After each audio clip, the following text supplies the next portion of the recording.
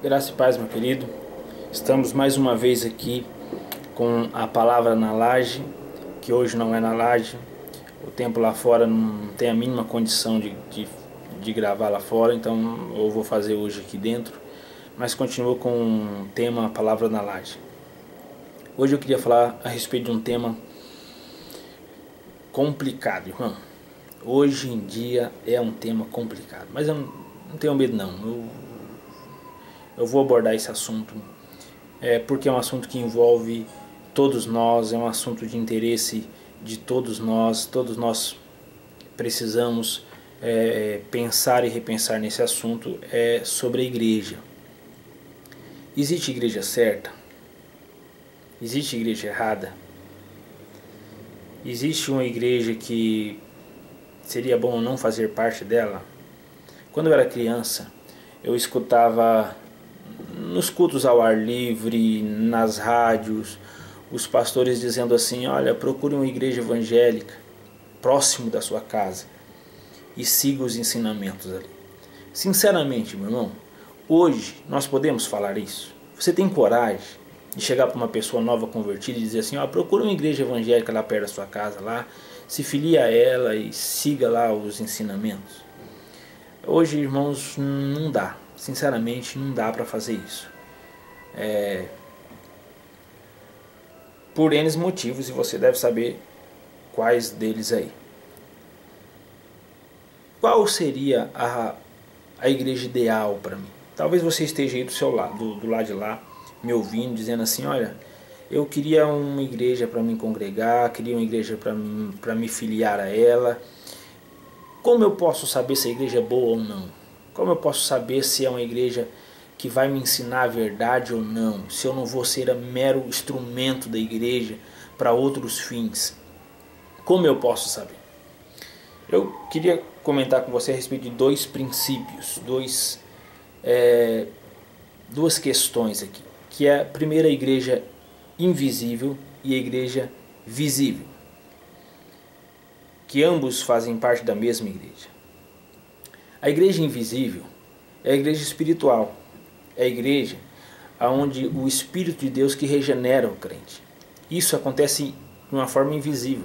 Não dá para você dizer, afirmar quem é crente, quem não é, quem é salvo em Cristo, quem não é. Isso é exclusivamente aos cuidados de Deus. Deus é que sabe, né? Os discípulos queriam perceber que tinha joio no meio do trigo, queria tirar o joio, e o Senhor disse que não.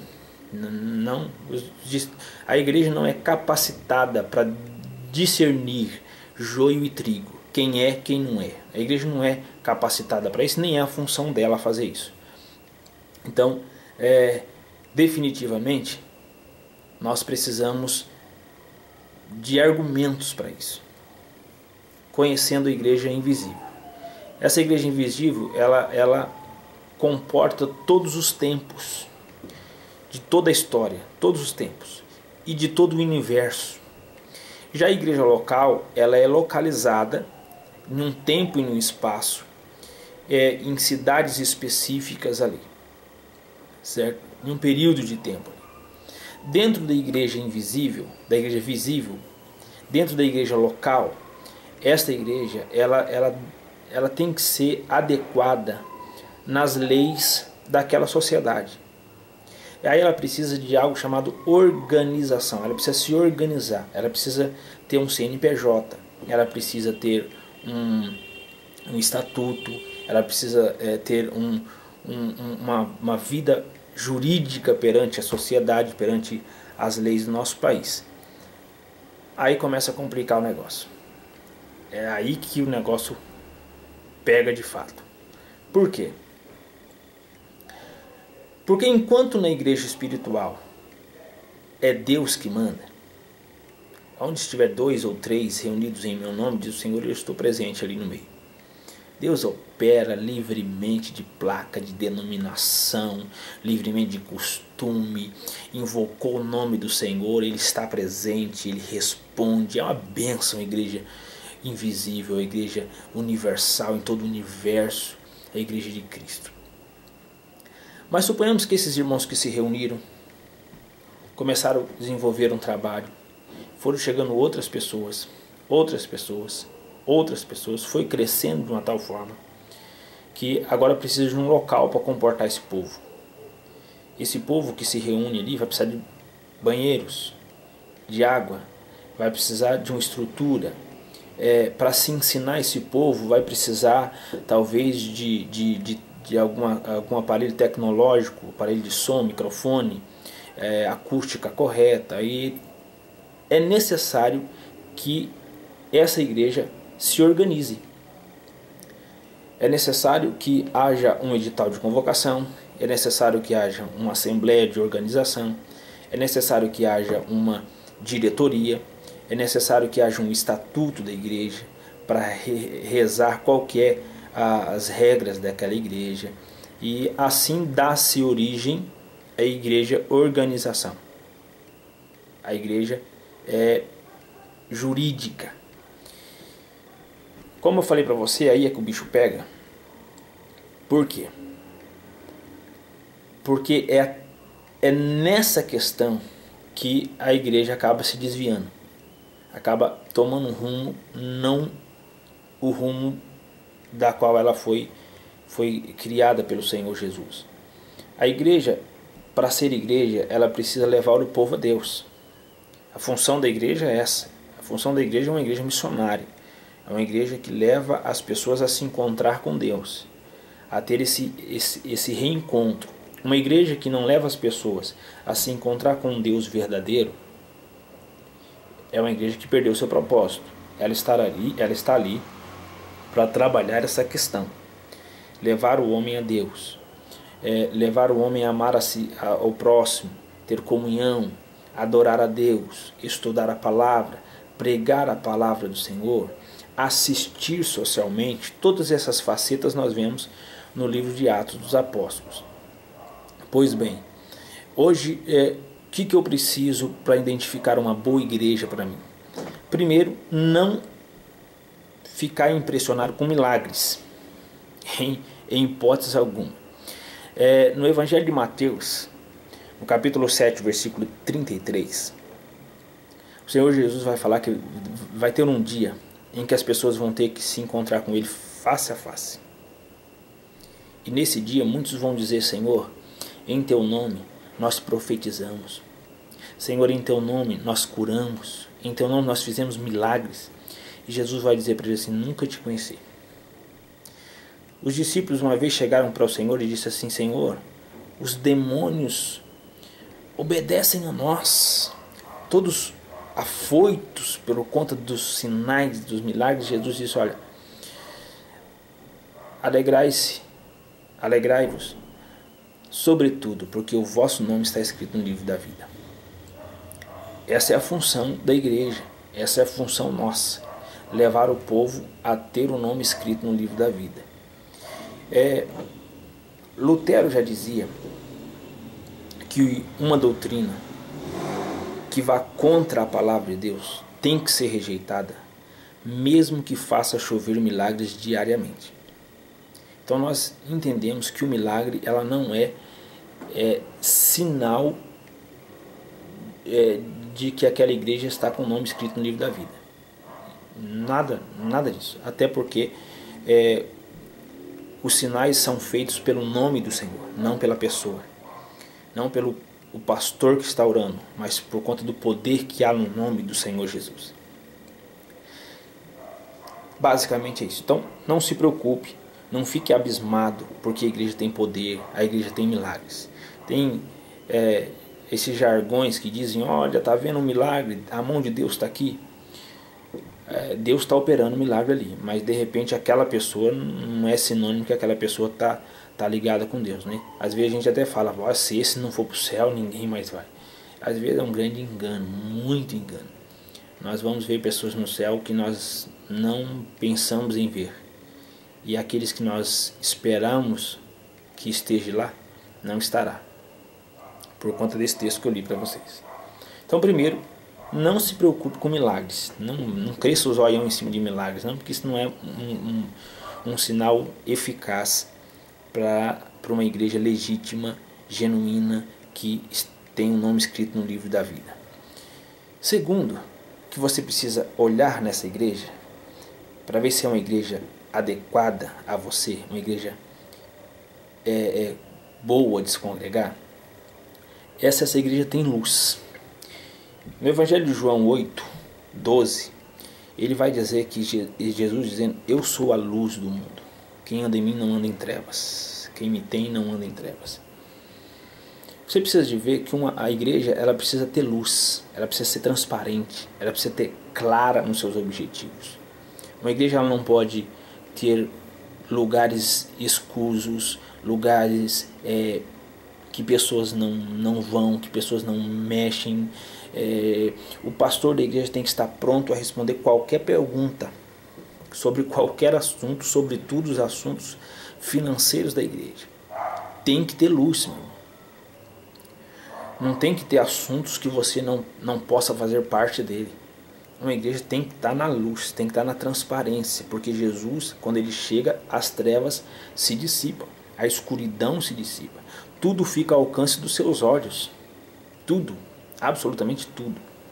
Então você chega na igreja e pergunta, perceba se aquela igreja tem luz, se aquela igreja tem essas coisas claras, se você pode sentar com o pastor e perguntar acerca da vida financeira da igreja, aonde gasta o dinheiro, aonde não gasta, se aquela igreja é transparente na vida financeira, pede ao pastor o estatuto da igreja, analisa o estatuto, lá está constando os seus direitos e os seus deveres, veja se você está pronto a cumprir com os seus deveres como membro de igreja, e ter os seus direitos, conhecer os seus direitos. Tem que ter luz, tem que ter claridade, você tem que saber onde você está pisando, não pode ter nada obscuro em nenhuma igreja, tudo tem que estar nas claras. Segunda, a verdade. João 14:6, o Senhor disse: eu sou a verdade. Se Cristo é o cabeça da igreja, a igreja precisa andar na verdade. A igreja não pode andar na mentira. Não pode haver fraude na igreja. Na igreja não pode acontecer assim: olha, eu vou montar uma ONG, e aí aquela igreja vai pedir ajuda ao governo, e alguém do governo disse: eu vou te liberar 100 mil reais, mas você assina a nota de 200, porque 100 vai para minha conta. A igreja tem que dizer não, prontamente não, isso é mentira. Isso é engano, isso é fraude. A igreja não pode andar por um caminho de fraude, por um caminho de engano. A igreja correta, a igreja verdadeira, essa é uma igreja que anda pela verdade. Pague o preço que for, mas dentro da verdade. A palavra da igreja é sim, sim e não, não. O que passa disso é procedência maligna, diz a palavra. Se é correto, eu posso. Se não é, não é e ponto. E tem que ser verdadeira. Verdade, não pode haver mentira. Se há mentira na execução do trabalho de uma igreja, é um sinal que o cabeça da igreja pode não estar influenciando aquela igreja local ali. Então preste bem atenção nisso. Eu, como batista, gosto muito do regime da administração batista. Tudo é feito em assembleia, tudo é colocado claramente, tudo é exposto. A assembleia, você tem direito de perguntar, de dar opinião, de dar palpite, de votar, tem poder de voto. Mas de repente você prefere uma igreja que não seja assim, que todo o poder é centralizado em algumas pessoas, ou talvez só num pastor. Mas você precisa conhecer o estatuto dessa igreja e estar pronto a obedecê-lo. Então, basicamente, como definir uma boa igreja? Primeiro, não cresça os olhos em cima de milagres. Isso não é um sinal. Não é apenas um sinal. Perceba se essa igreja tem luz. Se tudo na igreja é feito nas claras. Se você tem possibilidade de enxergar todas as coisas na igreja, os detalhes da igreja. E terceiro, ver se essa igreja anda na verdade. A igreja precisa estar na verdade. Agora, tem também uma questão que eu queria comentar com você. que é a seguinte: se você, meu irmão, anda em uma igreja e percebe que a igreja ali tem algumas coisas que não dá certo, que você não concorda, vai para outra e percebe que tem algumas coisas ali que você também não concorda, vai para outra, vai para outra. Meu querido, o problema não é a igreja, o problema é você. Porque não existe uma igreja local 100% correta. Não existe. Se você achar uma igreja 100% correta, por favor, não entre nela. Certamente você vai ser o primeiro problema dela. Porque não existe igreja local 100% correta. Você precisa ponderar muitas coisas. Veja se ela é uma igreja verdadeira, se você pode sentar com o pastor, se você pode dialogar com ele, mesmo que ele não concorde com você, mas ele vai te dar ouvido, ele vai explicar o andamento da igreja. Essa é uma boa igreja. Agora, querido, vá para uma igreja, se adapta àquela igreja e para de ficar pulando de igreja em igreja. Isso não é uma postura correta também para crente fazer. E entender o seguinte: problemas de irmãos é diferente de questões de igreja. De repente o pastor sabe de um problema que um irmão confiou a ele, você não vai lá querer saber daquele problema que não é da tua conta. O pastor é que está tratando daquilo ali. Então, nas questões da igreja, a igreja tem que ser transparente. O pastor tem que ser transparente, o pastor tem que dialogar com você, explicar todas as coisas para você. Mas questões de irmãos da igreja, não. Eu falo isso, querido, porque de um lado tem pessoas simples sendo enganadas, infelizmente. E de outro lado, tem crentes completamente terríveis, que quer saber da vida de todo mundo, que quer se meter em muitas questões, que não para em igreja nenhuma, que fica pulando de igreja em igreja, que não se adapta em lugar nenhum. Esse crente é um crente problemático. Esse crente precisa parar, refletir, precisa abaixar a cabeça e precisa fixar num lugar e ficar naquele lugar ali trabalhando, obedecendo aquilo ali, a igreja, obedecendo o estatuto da igreja. Até o próprio pastor está sujeito ao estatuto da igreja. Por isso é importante você conhecê-lo, você saber o que reza o estatuto para poder seguir ali e não ser injusto de forma alguma. Então, meu irmão, existem igrejas que são erradas? Eu acredito que existe. Existem muitas igrejas por aí que a intenção do seu organizador não é levar as pessoas a Deus, não. É buscar dinheiro mesmo, é enriquecer, é pedir oferta para tudo. E a licença que eles têm é o milagre. Por isso que eu falei para você, o Evangelho de Mateus 7:23 diz que milagres não é credencial de verdade, de crente verdadeiro, salvo em Cristo Jesus. Veja se a igreja anda na luz, veja se a igreja anda na verdade, se é transparente, se anda corretamente, se você tem acesso ao pastor, a perguntar, a ver ali os relatórios da igreja, fixa nessa igreja, abençoe o povo, trabalhe ali e seja uma bênção. Amém, queridos? Então, analise isso, tá bom, querido?